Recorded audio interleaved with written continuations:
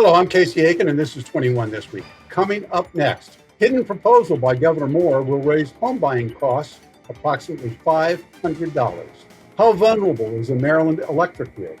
And Trump's first 100 days in office, a triumph or turmoil? Our panel of insiders will give you the story behind the story. We're joined by former county council member and CEO of SkillSmart, Mike Knapp, and Stacey Sauter, a member of the Montgomery County Republican Central Committee. Stay tuned for these stories and more on the next 21 This Week.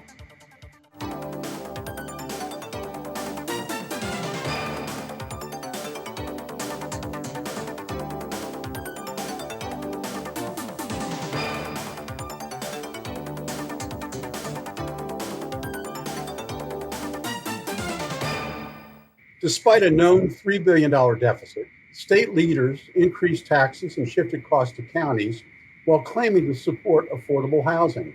After this session was completed, it was learned that the General Assembly had approved changes to the Office of the Archives budget that will have the effect of raising closing costs for homebuyers by $300 to $500.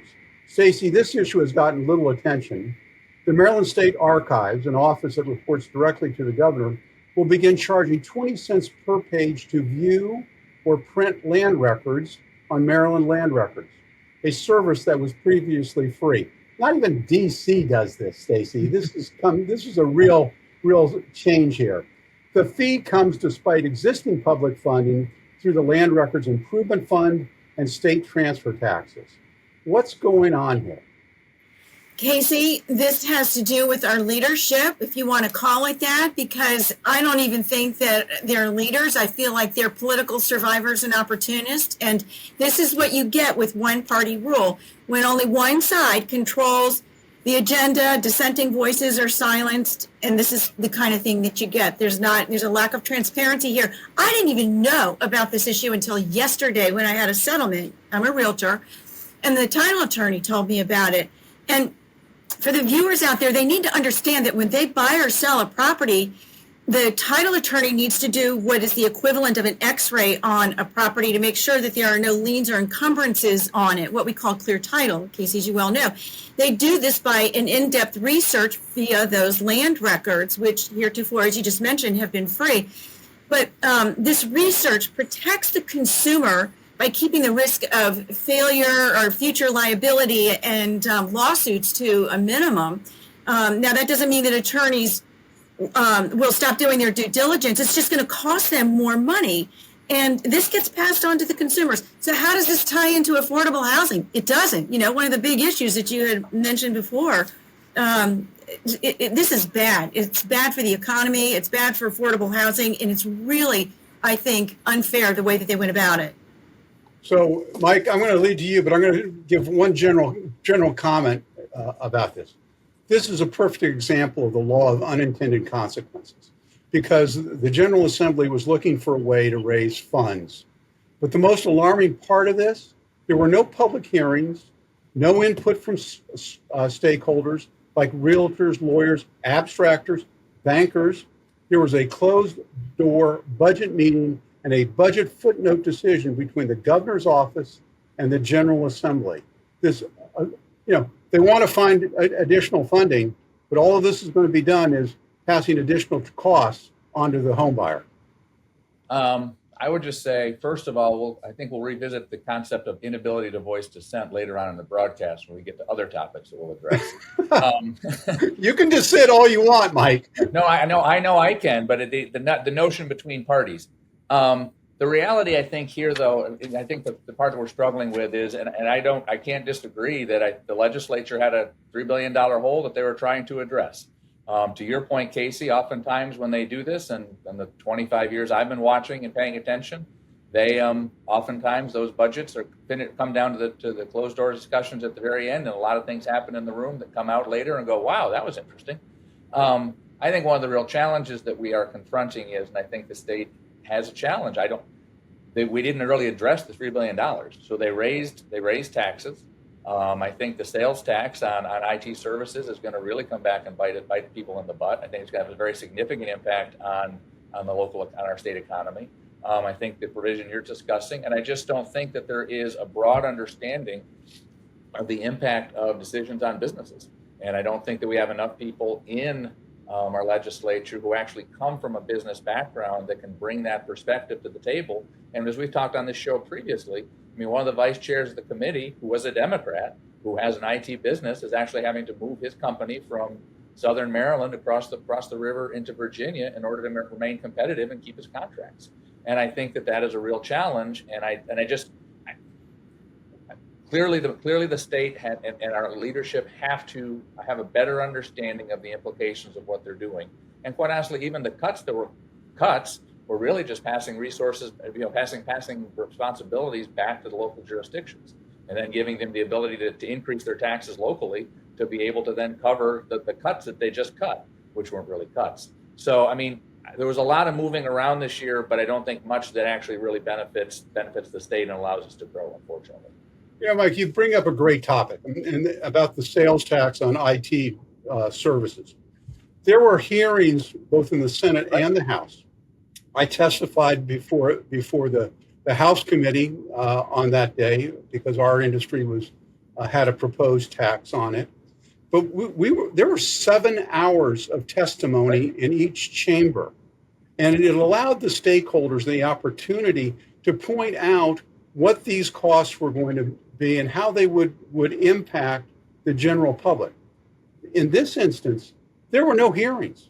They didn't even reach out to the stakeholders. Mm-hmm. They didn't reach out to the clerk's office in the courts to find out what impact this would have. They didn't reach out to their own state agency that they share fees with. I mean, this assault on transparency has got to stop. People have got to be able to voice an opinion. I know I'm on a soapbox. I'm upset about this. I'm on the Legislative Affairs Committee for the Maryland Land Title Association. I'm co-chair. And there, one company reported to me that it's going to cost them $36,000 a year for their abstractors to do work in Maryland. They're not eating those costs. Those costs are going to be passed on to the consumer. And this is just abstractors, surveyors, lawyers, realtors. I mean, I spent an hour online on Maryland land records yesterday just trying to figure out a simple transfer of a deed from a mother to her daughter to make sure that she wasn't, and to have an additional charge on top of that. These land records were supposed to be in the public interest. Well, you obviously both in this industry and have better perspective than I do. But I think given the changes that are impacting us locally, the decisions that were made at the state legislature, and given the federal impact of the economic decisions that are being made there, clearly the impact on individuals across the state and across the country, there are no costs that are going down. Everything is increasing, and everybody wants to point a finger in a different direction. Stacey, any last thoughts? We got about 30 seconds left. Casey, I'm on your side entirely on this, and I just feel like it's very shameful for the state legislature to behave this way. And if we're talking about this particular issue, what are the other ones that they've snuck in that we don't know about yet? Well, that's what we have to do, our own due diligence. So I'm going to change topics because this was an interesting subject that came up this week. And it was about what happened in Spain and Portugal. The power was down in both countries. The entire country lost their electric grid for both of the countries for over 24 hours due to excessive demand. And of course, we hear, the Maryland electric grid is aging and fragile, but how safe is the Maryland grid, especially the Baltimore-Washington corridor, which is older and more demand because of the density? And it seems to me that Annapolis, they offer slogans and subsidize green projects. They got this net zero plan that they want to employ by 2035. But all around you look around, and there's opposition to power lines. There's opposition to increased generation. I mean, Mike, our grid isn't in crisis, but it's vulnerable. And a recent report said threats include explosive demand from data centers, the aging infrastructure, transmission delays, weather-related outrages, security risks. Is the governor and the General Assembly just, playing around here? No, I don't think so. I mean, I think we've had enough challenges across the country, I think, in the last 5 years where people have seen the impact of fragile energy grids to be able to take this seriously. I think that, to your point, we tried to talk about these things that end up kind of abstract concepts. And so, yes, increased demand by data centers. Well, that makes it sound like it's this third-party data center thing. Well, the increased demand for data centers is because we as individuals are actually using technologies that need data centers to operate, and that's how we're purchasing our goods and doing various activities. So the reality is that we have to understand, I think, as residents, that in order for those things to occur, we've got to have increased access to energy and a more stable supply. Which means, to your point, whether it's power lines, whether it's nuclear, whether it's wind, whether it's solar, we've got to look at all of the sources that we have and be able to bolster that to ensure that we have adequate supply. And unfortunately, what often happens is, I want this, but I really don't want it next to me. And if you want to have the things that make our lives what they are, there has to be a reconciliation of those concepts. Well, what worries me, Mike, and we talk about environmentally safe transmission of electricity or generation of electricity, wind and solar. Wind is only good when it's blowing. Solar is only good when it's sunny, or there are sufficient battery backups to save this stuff. But these are not reliable forms of generation, and it seems that the legislature are pushing those ahead of natural gas. Of course, no coal. They're going to do away with coal, and nuclear got a lukewarm reception in the General Assembly this year. No, I mean, I think the reality is that this is not, as is often the case, it's not a binary choice. So whether you're looking at something like transportation or looking at energy, all of those sources are going to be required for us to ultimately be successful. We have to be able to increase capacity, and all of those things allow us to increase capacity. All of them have strengths, all of them have weaknesses, and the ability to actually decentralize, nuclear in particular, and that there are now smaller reactors that you can begin to deploy other places, which I think provide access in some different directions. But there is no single solution that we have. And so, to your point, we've got to be looking across the board to be able to figure out how to increase our capacity, stabilize the grid, and also recognize that fossil fuels do contribute to climate change, which you identified weather as one of the significant impacts that puts our grids at risk. We've had increased weather outages throughout the country as a result of increased climate change. So we have to take all of these elements into account to be able to come up with a more comprehensive solution. There is no simple answer. And so we get to the point later where we're going to talk about leadership. That's where we've really got to start to have folks moving us in a direction and putting real conversations on the table. So, Stacey, I want to just transition to you on this, because one of the interesting things is we're trying to eliminate the use of natural gas, but 45% of Marylanders are still relying on natural gas for their heating, and it's also an economic issue. Maryland banned fracking in 2017. There was a recent report about how much money the state of New York has lost because they banned fracking around a similar time. Fracking in Western Maryland could have created thousands of jobs, boosted their local economy. I mean, if we're going to look at all the alternatives, shouldn't we look and revisit the ban on fracking? Casey, first of all, and to Mike, I really agree with a lot of what you said. With regard to fracking, keep in mind that Governor Hogan was opposed to fracking, so this issue isn't something that aligns with just the Democrats.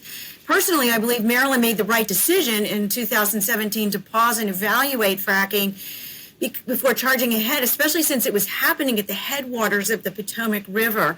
But I don't think we should ever close the door completely on any form of economic opportunity without an honest, up-to-date bipartisan review. And to Mike's point about, binary choices where energy is concerned, I'm no expert here, but there could be new technologies that make fracking much safer and cleaner. I don't know that, but I certainly support revisiting the science and the data to make sure our policies are grounded in facts and not fear.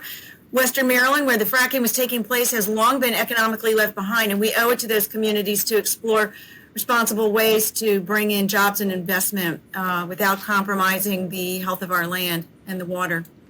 Well, I'm going to wrap it up, and I'm going to wrap it up with a point that Mike made earlier about increased demand and usage. We all plug in our devices at night to before we go to bed, so they'll be fully charged the next day, and those devices continue to grow in number and in demand. Mm-hmm. So this is something that we have to look at, and we have to look at all alternatives in order to make this work for the better good of our communities. When we return from this short break, Trump's first 100 days, triumph for turmoil. Stay tuned. When I first saw a turtle, my heart was full. Now I'm anything but lonely. We have this deep connection, this heart connection. He just wants to be close to you and part of your life. Every day with Turtle is a perfect day. When I'm holding her, it makes me feel calmer. I think everything he does shows how much he loves us. When we adopt a shelter pet, we discover they're a little bit of a lot of things, but they're all pure love.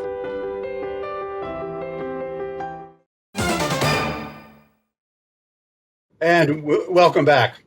The first 100 days set the tone for any new administration. That was the case when Franklin Delano Roosevelt took office in 1933. Supporters, in this instance, supporters credit President Trump with signing 143 executive orders, enacting major immigration reforms, pushing economic policies, declaring a national emergency, and creating the Department of Government Efficiency, led by Elon Musk, to save billions and even trillions of dollars. Critics, however, cite a GDP decline due to tariffs, massive layoff in federal agencies, impacting research and aid, controversial pardons of the January 6 participants, suspension of military aid to Ukraine and other foreign aid cuts, and administrative chaos, erroneous deportations and policy misfires. So you can see there is a lot of divergent opinions on this. Mike, let's talk about local issues. The Baltimore Sun writes that Maryland has seen an outside impact from the first 100 days. What are the key points? Wow, so many issues, so little time, Casey. I guess it's been fascinating, and you talk about this in the lead-in. So I think that the president is certainly providing the appearance of action by signing a number of executive orders. And so that looks like something is occurring. Maybe some things are happening as a result of that, maybe they're not. But locally, the reality is pretty stark. To be fair, I think to a great degree, the Washington, D.C. region has been overly reliant on the federal government for its local economic growth for a long time. And that's been an issue that we've had, and I think we need to address it. That being said, indiscriminate reductions in force for the sake of doing so without any clear plan have a huge impact on this region. The reductions in spending at NIH will not just impact people and personnel, but will certainly have a significant impact on innovation both locally and across the country, and looking at new research discoveries and being able to commercialize those discoveries. Those are out the window. Looking at what we're doing at FDA, we're putting people's health at risk across the country by not being able to adequately staff that agency. There are so many different things that you can put out there. And then you look more globally and you look at the overturning of due process, the rule of law. It's really interesting and fascinating to look at how, on the one hand, he and his administration don't have to follow laws or appropriations that are passed by Congress, but we should adhere to the executive order that I just signed because that's somehow different than the other laws. Not exactly sure how that plays. So, Casey, I could go on for a really long time, and not the least of which, we're going to look at the fact that he had inherited one of the strongest economies that we've had in history, and at least certainly in the last 60 years, and he managed to decimate that within 90 days for no particularly good reason other than the fact he wanted to say we did tariffs because he said tariffs a lot on the campaign trail. And so we're kind of in a situation now where everything is declining because of decisions and poor planning. Well, I will point out, Mike, that the job numbers came out today, and there's still a strong job market and unemployment is low. So maybe there's a little balance there in the economy that we haven't that we have to take a wait and see look at. It's a 10% reduction in the stock market on the basis of tariffs for just because. Going back to Nixon, we haven't seen anything like that in 50 years. And things were fine. Well, like they said in that famous old movie, buckle up, we're in for a bumpy ride. Stacey, columnist Liz Peek, however, says to ignore the biased polls that show that Trump's popularity is declining because Trump voters love his first 100 days. What do you think? Do I love Trump's first 100 days? I can state unequivocally yes and no. But first I want to say to Mike, it seems that there's a little bit of amnesia in the Democrat Party right now because Biden was doing a lot of these executive orders himself. He closed the border. I mean, he did a lot of things like that, we would consider skirting the law when he was doing the student loans. So I think that we need to be careful about calling the kettle black. Now, okay, I don't disagree, Stacey, but the reality was the question was comment on Trump's 100 days. And unfortunately, I think there always is a kind of this notion of deflection of, well, this guy did something, so therefore what this guy did is okay. And I think I commented on where Trump was, not necessarily an analysis of what we did with Biden. And so I don't disagree. All presidents use executive orders, although no one's used 143 in 100 days. Give you that. Casey, back to your question about, first of all, I think Liz Peek is spot on. We live in a world of ever-changing themes and memes, and polls are just a snapshot of a moment in time. And now, here's what I love about what Trump has done. On the border, he proved that the Democrats lied to us by saying that Biden couldn't fix it. He's the one that unleashed the horror at the border with a stroke of a pen. And then Donald Trump likewise reversed it, and now with astounding success. And by the way, you'll never hear them say this, but the Democrats, I'm sure, are quietly thankful that he has done this because blue cities and states across the country now are not absorbing this constant influx of migrants, and they can now absorb the ones that are already there. So without, being forced to take in more. What I don't love is I personally believe Trump should have gotten his big, beautiful bill passed in Congress before charging ahead with tariffs. If taxes were permanently lowered, regulations decreased, like they talk about, and energy production increased, I believe we'd see a more confident economy and that tariffs would have a nominal and very likely long-term positive impact. Well, it is.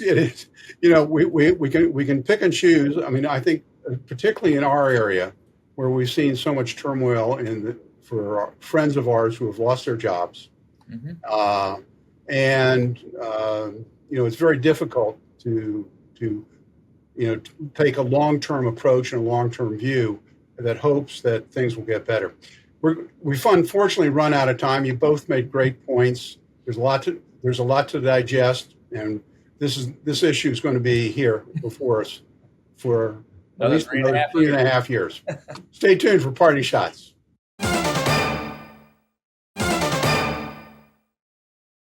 Welcome back. I'm going to start with my own party shot today, and we on this program strive to offer insightful perspectives on issues affecting Montgomery County and Maryland. And this week's stories, when I was picking them, they reveal a disturbing pattern, at least they did for me, about our leaders ignoring serious problems. Our state and county are facing big challenges, but too many of our leaders seem unserious, uninterested, or ill-equipped to deal with them. Now, next year will be an election year, and voters will have the opportunity to weigh in on whether or not the decisions made this year are worthy of re-electing our political leaders. Now with Party Shots, Mike Knapp. Thanks, Casey. And I will just riff off what you just described. And I think it's a real challenge.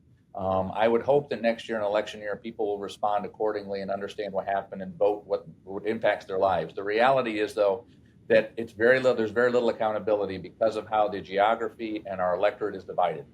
We have drawn lines so that we can ensure that either party, depending upon which state you're in or which jurisdiction you're in, the Republicans can maintain control, the Democrats can maintain control. And so the reality is, I'm going to get reelected in the jurisdiction I'm in, irrespective of that, because my team's in charge. And what we've done, fortunately, now gotten to a point is where we're not forced to have those broader conversations. And so I can vote on a short-term gain and know that people will be upset for a little bit, but I'm still going to get elected because I'm predominantly Democrat or predominantly Republican, and then I'm stuck. Thank you, Mike. Good observation. Stacey Sauter, you're part of your shot. So I'm going to dovetail a little bit there what Mike just said. We need balance on the county council and in our state legislature. And in my opinion, this starts with electing Republicans. We're here and we're fighting for you.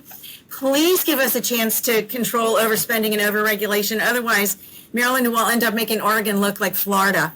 Or maybe it already does. And one final note, we're hosting a large international picnic on June 7th. Please go to www.mcgop.com for more details. Thank you. So Stacey, is Maryland going to be California, not Oregon? That's what I want to know. Anyway, we got to wrap it up. Oregon to be Florida or bad for Oregon to be Florida? Because if I'm Oregon, I don't want to be Florida. Well, I'll let you two talk about it the next time you're on the air. Anyway, I want to thank the audience. Thank you both for being here. It's a great discussion, a great balanced discussion. I appreciate that. I hope the viewers do. And I want to thank the viewers for tuning in each and every week to Montgomery County's hardest hitting political talk show. For 21 this week, I'm Casey Aiken.